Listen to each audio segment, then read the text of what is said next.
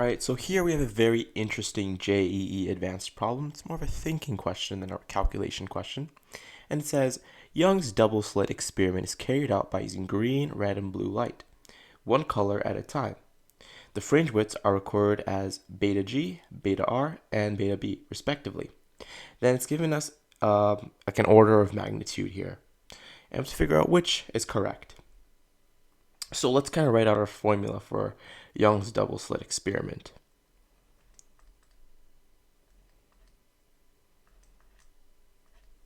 So here we have W, which is represented by fringe width. Fringe width is going to be equal to the wavelength of the light used, represented by lambda.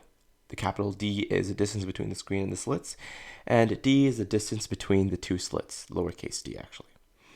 Now something really interesting that we see here is a relationship that is important to us between our distance between the screen and slits and the distance between the two slits.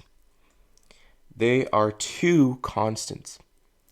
So basically something we can state here, since they're both constant, is that our fringe width will be directly proportional to lambda, which is the wavelength of the light used.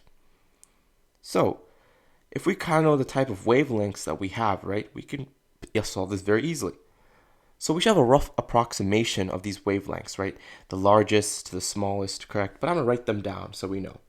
So we know that red has a wavelength of 700 nm, okay? And green has of 550 nanometers. Let me just write it here. Green has it of 550. And if we write blue, we have 450.